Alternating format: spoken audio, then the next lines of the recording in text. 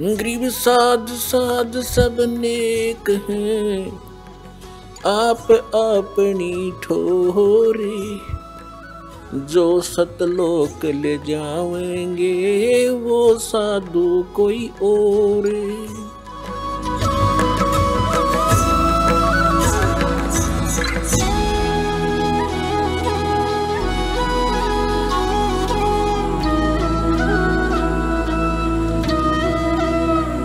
तो कहने का भाव ये है कि परमात्मा ने 600 वर्ष का पहले कहा था कि तीनों देव की जो भक्ति करते हैं उनका मोक्ष नहीं होगा। और गीता जी ने क्या कहा कि इन तीनों भगवान ब्रह्मा विष्णु महेश तक जिनकी बुद्धि सीमित होगी, इनका ज्ञान हरा जा चुका है, राक्षस स्वभाव को धारण किए हुए मनुष्यों में नीच दूषित कर्म करने वाले मूर्ख। जब तो भगवान को अच्छा बुरा कहा करते थे, अब बोलो ना वो धर्मगुरु। 10 साल हो गए दास ने ढिंढोरा पीट देना, 15 साल 20 साल हो गए। और इसमें टीवी चैनल पर दे रखा है कि किसकी पूजा कराया करते, तुम किसकी पूजा कर रहे हो, तुमने जीवन नाश अपना भी किया और इन भोले श्रद्धालुओं को मिसगाइड करके इनके जीवन नाश करने के पाप के भागी और बन गए। अब सभी को सांप सूंघ गया। अगर दास गलत कर रहा तो बोलो क्यों, ना बोलने क्यों नहीं रहे? इसलिए ना बोल रहे कि आप शिक्षित हो गए, ना तो रामपाल के हट भी ना पाओ, ऐसा कर देते ये लोग। क्योंकि तो राक्षस से भी लिख रखा है इसमें, राक्षस स्वभाव को धारण किया मनुष्यों में नीच। और ये करेंगे क्या फिर? जो पूजा इनकी कर रहे हैं, धर्म ग्रंथ बता रहे हैं, इनका स्वभाव ऐसा हुआ हुआ है। अब स्वभाव भी बदल जाता है। डाकू होता है, ज्ञान सुनने से वो नेक आदमी बन जाता है। शराबी होता है, शराब पीता है, ज्ञान सुनने से शराब छोड़कर भगत बन जाता है। तो इस ज्ञान से ये सभी सुधरना पड़ेगा। इन सभी धर्मगुरुओं को पता चल चुका है कि तुम्हारे पास खक नहीं, पर अब ये न्यो सोच रहे हैं कि अभी सब न पता नहीं चला है और निम बढ़ते जितने निम बहेगी। एक पंडित जी था, वो काशी विद्यापीठ पढ़ कर आया था और किसी राजा ने कोई अनुष्ठान करने की बता दी, किसी ब्राह्मण ने, कि भी ऐसे ऐसे को धार्मिक अनुष्ठान कराओ। उसने वजीर की ड्यूटी लगा दी, मंत्री की। मंत्री ने गांव में नगर में खोजा कि भी कोई विद्वान ब्राह्मण हो। एक ब्राह्मण का पता चला कि बहुत अच्छे विद्वान हैं, पढ़े लिखे हैं, और जिसने उस राजा को बताया था कि तू कम से कम 4-5 ब्राह्मणों से अनुष्ठान करवाना। अब अन्य ब्राह्मणों की खोज भी की, लेकिन कोई आगे नहीं आ रहा था। इस कारण से ब्राह्मण आगे नहीं आ रहे थे कि जो काशी विद्यापीठ से पढ़कर आया है वो बहुत बड़ा विद्वान है और हम तो जंतर मंत्र करिए हैं, हमारी दाल उड़े गले नहीं, और कहीं राजा दंडित ना कर दे।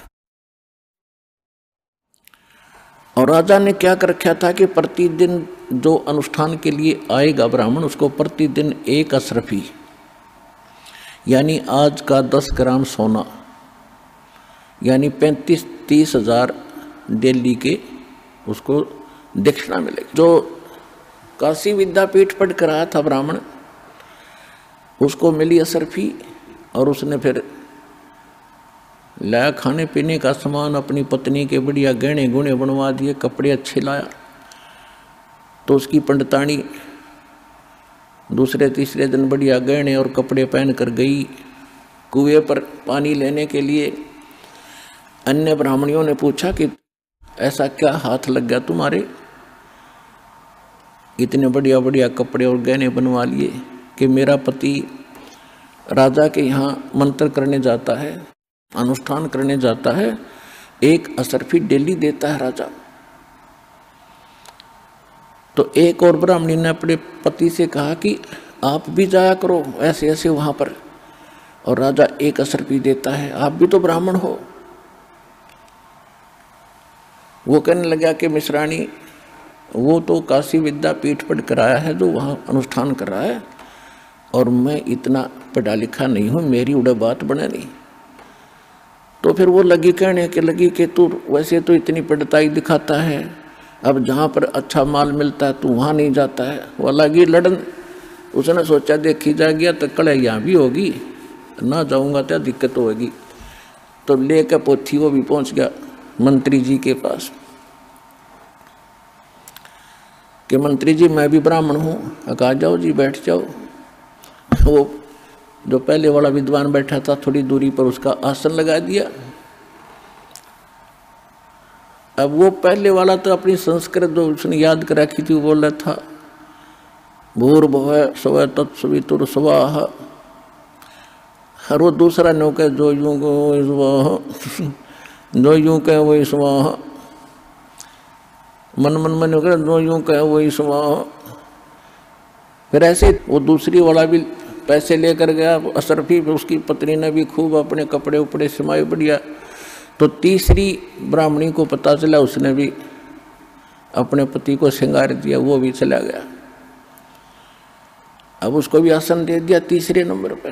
पहले वाला बोलता संस्कृत भूर्भुवः स्वः, दूसरा कहता जो यूं कहो, तीसरा कहता कब तक नंबेगी स्वाहा कब तक नंबेगी स्वाहा। अज्ञा कब तक नंबेगी हमारी बकवाद। फिर चौथा भी पहुंच गया, चौथे का चौथे नंबर पर लगा दिया। अब पहले वाला तो अपनी संस्कृत बोलता है स्वाहा, दूसरा कहता है जो यूं बोलो वही स्वाहा, दूसरा कहता है कब तक नंबेगी स्वाहा, चौथा कहता है निम्बन दे जब तक नंबेगी स्वाहा निम्बन दे जब तक नंबेगी स्वाहा। अकपोल पाटे जब तक पिटाएंगे पर इतने तक मिलन दे जो मिल रहा है।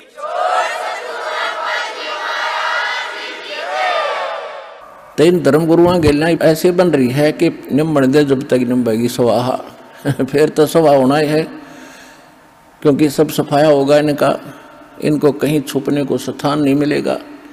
इतने अनमोल जन्म के साथ ये खिलवाड़ कर रहे हैं। या तो इनको पता नहीं था जब तक बात थी दूसरी कि भी ज्ञान नहीं था। अब इनको ज्ञान है, एक मीडिया के अंदर चल रहा है और एक दिन से नहीं 2 दिन से नहीं 20 वर्ष से आ रहा है। तो इनको ज्ञान हो गया कि हम झूठे हैं, हमारा ज्ञान झूठा है, और फिर भी नहीं मान रहे हैं। उसके लिए परमात्मा कहते जान बूझ साची तजय करे झूठ तने, और ताकि संगत है प्रभु सोपन में भी ना दे। चलो गलती किस पे ना बनी, पता नहीं किन किन पे गलतियां, और जो सुधार लेता है फिर संभल जाता है, वो तो इंसान होता है। जितने भी भक्त हैं और जितने भी वर्तमान के गुरु हैं, ये सभी पुण्यात्मा हैं, परमात्मा के लिए लगे। अब जो गुरुओं की तो मजबूरी बन गई कि इज्जत का नाश होगा, और वो भगत भोले भाले हैं, उन्होंने सोच रखा है गुरु कंप्लीट है, वो वहाँ मार खा रहे। तो कंप्लीट और इनकम्प्लीट का निर्णय भगत नहीं स्वयं कर सकते। किसी डॉक्टर की औषधि को डॉक्टर ही बता सकता है, प्रमाणित कर रहा है कि इसमें ये साल्ट होना चाहिए था इस रोग के लिए, ये देखो यहाँ लिखा है, और ये साल्ट नहीं है तो ये औषधि गलत है। तो दास वही कर रहा है कि मोक्ष मार्ग के लिए इन मंत्रों की आवश्यकता है। ये हमारे ग्रंथों में लिखे, सूक्ष्म वेद में लिखे, और हमारे जो मोक्ष प्राप्त जो संत हुए हैं उन्होंने यही फार्मूले अपनाए थे। इसके अतिरिक्त जो भी आप प्रयोग कर रहे हो, भक्ति कर रहे हो, वो व्यर्थ है, उसको त्याग दो। इतनी सी बात है।